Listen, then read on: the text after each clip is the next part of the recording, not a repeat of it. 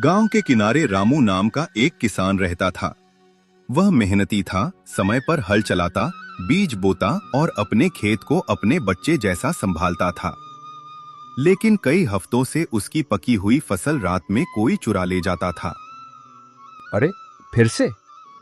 कल शाम तक तो ये कतार पूरी भरी हुई थी। इतनी मेहनत करता हूँ, सुबह से शाम तक खेत में लगा रहता हूँ और रात को कोई आकर सब ले जाता है।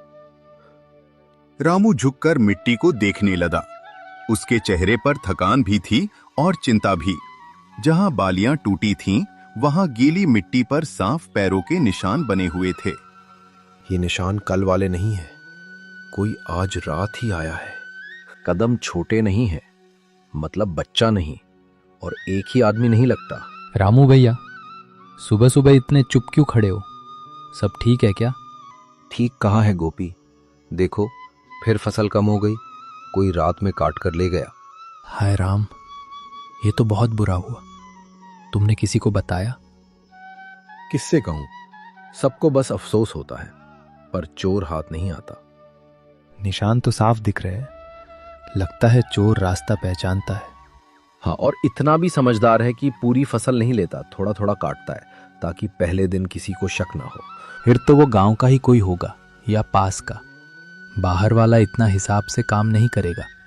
मुझे भी अब यही लगने लगा है।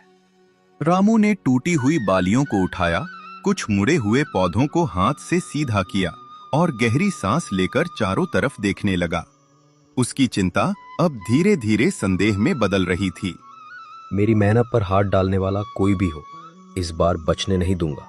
गुस्से से नहीं, समझदारी से काम लेना होगा। चोर चालाक है। बस यही सोच रहा हूं, इस बार खेत नहीं, चोर को देखना है। रामू ने एक एक टूटा पौधा सीधा किया। वह नुकसान गिन नहीं रहा था, वह चोर की आदत समझने की कोशिश कर रहा था। उसे लग रहा था कि जवाब मिट्टी में ही छिपा है। देखो, ये निशान मेड़ से अंदर आए हैं और वापस उसी तरफ गए हैं। हाँ, लेकिन जाते समय बोझ ज्यादा था, पीछे की एड़ी गहरी धसी है। तुम्हारी नजर तो चौकीदार से भी तेज है। जब अपनी रोटी का सवाल हो तो मिट्टी भी बोलती सुनाई देती है। रामू, मैं तुम्हारे लिए छाछ लाई हूँ। सुबह से कुछ खाया भी है या नहीं? अभी मन नहीं है सीता, पहले ये देखो, फिर रात में कोई फसल काट कर ले गया। हे भगवान, हर बार यही हो रहा है। अब तो घर का हिसाब भी बिगड़ने लगा है। भाभी, इस बार निशान साफ है, कुछ न कुछ पता जरूर चलेगा। बस ध्यान से करना। सामने वाला अगर चोरी कर सकता है तो झूठ भी बोल सकता है। सीता ने घड़े से पानी डालकर रामू के हाथ धुलवाए। रामू फिर नीचे बैठा और मिट्टी में उंगली से निशानों की दिशा बनाकर सोचने लगा कि चोर कब आता है, कहां से आता है और कितना समय रुकता है। देखो, यहाँ पौधे ज्यादा टूटे हैं, मतलब चोर जल्दी में था। या फिर उसे डर लगा होगा कि कोई जाग गया है। पिछली रात कुत्ता भी भौंका था, तब मुझे लगा कोई जानवर होगा। नहीं, जानवर ऐसे सीधी कतार में कटाई नहीं करता, ये हाथ का काम है। तो बात साफ है, कोई देख समझ कर आ रहा है। और उसे पता है कि मैं थक कर जल्दी सो जाता हूँ। फिर आज रात तुम अकेले मत रहना। अकेला नहीं रहूंगा, पर शोर भी नहीं करूंगा। पहले उसे भरोसा दिलाना होगा कि रास्ता साफ है। अच्छा, तो तुम्हारे दिमाग में कुछ चल रहा है? अभी बस धागे जुड़ रहे हैं, पूरी गांठ शाम तक बनेगी। दोपहर तक खबर फैल चुकी थी कि रामू के खेत से फिर फसल गई है।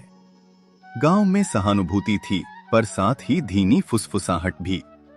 रामू ने तय किया कि वह लोगों की बातें भी ध्यान से सुनेगा। रामू, सुना है फिर नुकसान हुआ? बहुत बुरा हुआ भाई। हाँ, हुआ तो है, पर इस बार चोर कुछ छोड़ गया है। क्या? अपनी चाल मिट्टी में। अरे निशान देखकर क्या होगा? रात की हवा बहुत कुछ बिगाड़ देती है। हवा पौधे झुका सकती है लाला जी, लेकिन कटाई नहीं कर सकती। बात तो सही है। तुमने चौकी रखने का सोचा? सोचा है, मगर चोर को पकड़ना है, भगाना नहीं। जो भी हो, सावधानी रखना। ऐसे लोग अंधेरे में कुछ भी कर सकते हैं। रामू ने सबके चेहरे देखे। किसी के शब्दों से ज्यादा वह उनके ठहराव, उनकी नजर और उनके सवालों को परख रहा था। उसे अभी किसी पर यकीन नहीं था, पर किसी को पूरी तरह निर्दोष भी नहीं मान रहा था। अगर कहो तो मैं रात को साथ बैठ जाऊं? नहीं, अभी नहीं। ज्यादा लोग होंगे तो चोर आएगा ही नहीं। तो फिर? बस इतना समझ लो, आज रात खेत खाली नहीं रहेगा। तुम्हारी आवाज सुनकर लग रहा है तुमने मन बना लिया है। हाँ, अब डरने से नुकसान ही होगा। सोचकर चलूंगा तो शायद रास्ता मिल जाए। चबूतरे से उठते हुए रामू ने आसमान की तरफ देखा। सूरज तेज था, लेकिन उसके मन में शाम की प्रतीक्षा और भी तेज हो चुकी थी। उसी शाम उसे अपनी चाल बिछानी थी। घर लौटकर रामू ने रोजमर्रा की चीजों को नए नजरिए से देखा। रस्सी, सूखी टहनियां, खाली घड़े, पुरानी घंटियां। उसे लगा चोर को पकड़ने के लिए बड़े हथियार नहीं, सही तरकीब चाहिए। अब बताओ भी, मन में क्या चल रहा है? सुबह से तुम्हारी आंखें कुछ और ही सोच रही हैं। मैं चाहता हूं कि चोर खुद अपने कदमों से अपना राज खोल दे। सीधी बात करो, मुझे भी समझाओ। खेत के एक हिस्से को वैसे ही छोड़ दूंगा जैसे रोज छोड़ता हूँ। चोर को लगेगा सब सामान्य है। और फिर? मेर के पास पतली रस्सी बांधूंगा, उससे छोटी घंटियां जोड़ दूंगा। अंधेरे में दिखेंगी नहीं, छूते ही बजेंगी। अच्छा, और अगर वो दूसरी तरफ से आया तो? वहां गीली मिट्टी फैला दूंगा। इस बार निशान और साफ मिलेंगे। तुमने सब सोच लिया? अभी पूरा नहीं। मैं खुद सामने नहीं बैठूंगा, कुएं की ओट में रहूंगा। उसे लगेगा खेत खाली है। सीता ने ध्यान से सुना। उसे पहली बार लगा कि रामू सिर्फ दुखी किसान नहीं, धैर्य से सोचने वाला आदमी भी है। चिंता अब भी थी, लेकिन उसके भीतर उम्मीद की हल्की लौ जल उठी। मैं गोपी को बता दूं, जरूरत पड़ी तो वो पास ही रहे। हाँ, पर बस एक बात, शोर नहीं, घबराहट नहीं। पहले देखेंगे फिर पकड़ेंगे। ठीक है, मैं लालटेन भी तैयार रख देती हूँ। और एक पुराना बोरा देना। अगर चोर भागे तो रास्ता रोकने में काम आएगा। तुम सच में तैयार हो? इस बार मेरी मेहनत अकेली नहीं खड़ी होगी, उसके साथ मेरी अकल भी होगी। सूरज ढलने लगा। खेत की बालियां सुनहरी रोशनी में चमक रही थीं, जैसे दिन की आखिरी किरणें उन्हें ढांढस बंधा रही हों। रामू मेड़ के पास खड़ा अपनी योजना को मन ही मन दोहराता रहा। पहले रस्सी यहां, फिर घंटी इस झाड़ी के पीछे और गीली मिट्टी उस पगडंडी पर। मैं आ गया, जैसा कहा था, चुपचाप। अब बताओ, कहाँ रहना है? तुम पीछे वाले आम के पेड़ के पास रहना। आवाज सुनो, पर तब तक बाहर मत आना जब तक मैं संकेत न दूं। समझ गया। अगर 2 लोग हुए तो? तब और भी अच्छा, कम से कम हम सच पूरा सामने आएगा। तुम्हें डर नहीं लग रहा? लग रहा है, लेकिन अब डर से ज्यादा गुस्सा है, और गुस्से से ज्यादा समझदारी। रामू ने झुककर आखिरी बार मिट्टी को हाथ से समतल किया, फिर मेड़ पर नजर दौड़ाई। टूटी फसल को उसने दिन में सीधा किया था, अब वह अपने मन को सीधा कर रहा था। रात जो भी लाए, वह तैयार रहना चाहता था। मैं घर से लालटेन ढक कर रखूंगी, जरूरत पड़ी तो तुरंत ले आऊंगी। तुम बस सावधानी रखना। चिंता मत करो, आज रात या तो चोर पकड़ा जाएगा या उसका चेहरा उजाले के बहुत करीब आ जाएगा। सुनो, उधर पगडंडी पर कोई हलचल हुई क्या? अभी नहीं, लेकिन हवा बदल गई है, कोई आने वाला है। अंधेरा धीरे धीरे खेत पर उतरने लगा। दूर कहीं सूखी टहनी चटकी। रामू ने सांस रोक ली, आंखें पगडंडी पर जमा दी। अगले ही पल मेड़ के पास बहुत हल्की सी आहट सुनाई दी। वही है, आज रात सच खुद चलकर मेरे खेत में आने वाला है। और जैसे ही पहली छाया फसल के किनारे झुकी, रामू की चालाक योजना अपनी असली परीक्षा में उतर गई। जैसे ही छाया फसल के किनारे झुकी, रामू ने बिना आवाज किए गोपी की ओर इशारा किया। रात ठहरी हुई लग रही थी, पर उस ठहराव के भीतर सच धीरे धीरे आकार ले रहा था। गोपी अभी नहीं, उसे थोड़ा और भीतर आने दे, तभी पकड़ मजबूत होगी। ठीक है, मैं मेड़ के इस कोने से घूमकर पीछे लगता हूँ। छाया ने झुककर कुछ पौधे दबाए, फिर जल्दी जल्दी हाथ चलाने लगी। रामू समझ गया, यह कोई जानवर नहीं, इंसान है और उसे रास्तों की पूरी पहचान है। अरे कौन है वहां? हाथ रोक ले। कौन है? भागने की मत सोच, मैं पीछे खड़ा हूं। अचानक वह आदमी मुड़ा और मेड़ लांघ कर भागा। रामू उसके पीछे झपटा। अंधेरे, कीचड़ और सूखे पौधों के बीच बस पैरों की धप-धप सुनाई दे रही थी। रुक जा, खेत लूटकर बच नहीं पाएगा।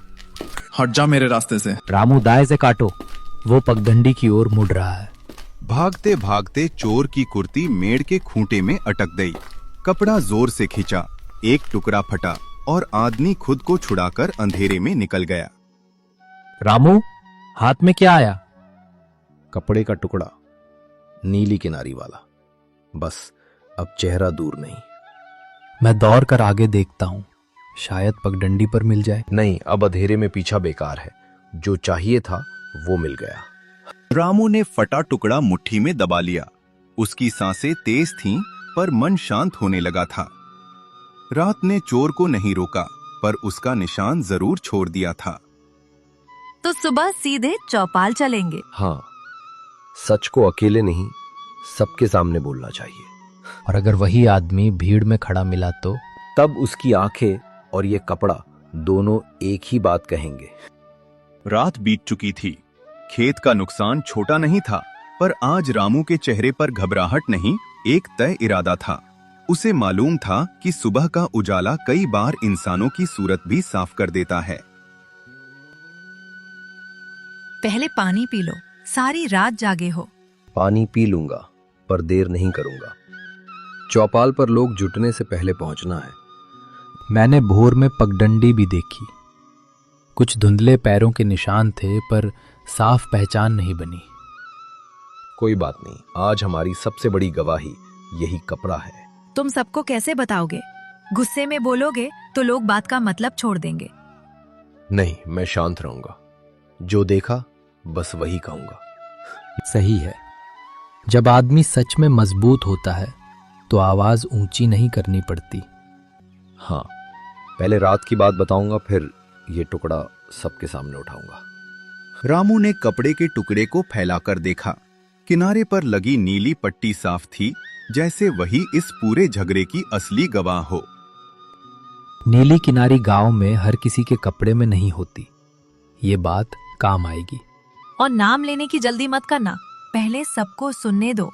यही तो चाहता हूं, किसी पर झूठा दाग न लगे और दोषी बच भी न पाए। चलो फिर, सूरज ऊपर चढ़ने से पहले चौपाल भरने लगेगी। चलो, आज बात खेत की नहीं, गांव की इज्जत की है। चौपाल पर रोज की तरह बातें चल रही थीं, पर रामू के हाथ में दबा कपड़े का टुकड़ा सबकी नजर खींच रहा था। हवा में जिज्ञासा थी और उसके नीचे एक अनकहा संदेह भी। रामू, तुमने सबको बुलाया है, बात क्या है? बात सीधी है मुखिया जी। रात मेरे खेत में फिर चोरी हुई। फिर? मतलब पहले भी हुआ था? हाँ, कई रातों से फसल कट कट कर कम हो रही थी। पहले मुझे लगा जानवर होंगे, फिर समझ आया कि हाथ इंसान का है। मैं भी रात उसके साथ खेत पर था। हमने खुद आहट सुनी थी। फिर तुमने क्या किया? मैंने खेत के एक हिस्से को जानबूझकर वैसा ही छोड़ा जैसे चोर चाहता हो। सोचा वो लालच में आएगा और इस बार कुछ निशान छोड़ जाएगा। यानी तुमने जाल बिछाया था? जाल नहीं, समझदारी। मैं किसी को चोट नहीं पहुंचाना चाहता था, बस सच पकड़ना चाहता था। चौपाल में हल्की सी सरसराहट हुई। कुछ लोग सिर हिलाने लगे, कुछ और पास आ गए। अब सब रामू की अगली बात का इंतजार कर रहे थे। आगे बताओ, रात क्या हुआ? आधी रात के बाद कोई मेड़ के पास आया। वो झुका, फसल पकड़ने लगा और जैसे ही हमने घेरा वो भागा। हम पीछे दौड़े भी थे, लेकिन अंधेरा घना था। भागते समय उसकी कुर्ती खूंटे में अटक गई। वो छूटकर भाग गया, पर ये टुकड़ा वही रह गया। ये कहकर रामू ने अपनी मुट्ठी खोली। नीली किनारी वाला फटा कपड़ा सुबह की धूप में साफ चमक उठा। चौपाल में एक पल के लिए पूरी चुप्पी छा गई। मैं किसी का नाम नहीं ले रहा, बस इतना कह रहा हूं कि ये टुकड़ा उसी आदमी की कुर्ती से फटा है जो रात मेरे खेत में था। जरा पास दिखाओ। सब लोग शांति रखें, कोई हड़बड़ी नहीं होगी। मैं भी यही चाहता हूं। सच खुद सामने आए। जैसे ही कपड़ा सबके सामने उठा, भीड़ में खड़े एक आदमी के चेहरे का रंग बदल गया। उसने सहज दिखने की कोशिश की, पर उसका हाथ बार बार अपने बाएं कंधे पर जा रहा था। रामू, उधर देखो। हरिया अपना कंधा क्यों छिपा रहा है? हरिया, जरा सामने आओ। मैं? क्यों? मैं तो बस यहाँ सुनने आया हूँ। अगर कोई बात नहीं तो आगे आने में हिचक कैसी? हिचक नहीं है, बस भीड़ बहुत है। हरिया एक कदम बढ़ा, फिर रुक गया। उसके दुपट्टे के नीचे से कुर्ती का किनारा झलक गया। उसी रंग की नीली पट्टी, वही बनावट, वही सस्ता कपड़ा।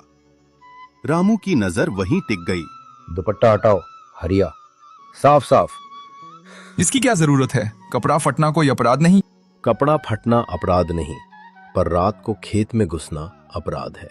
अरे जरा देखो तो, सच में नीली किनारी है। और कंधे के पास से कपड़ा उधरा हुआ भी है। हरिया, अब छिपाने से बात और बिगड़ेगी। आगे आओ। तुम लोग बिना सुने ही मुझे दोषी बना रहे हो।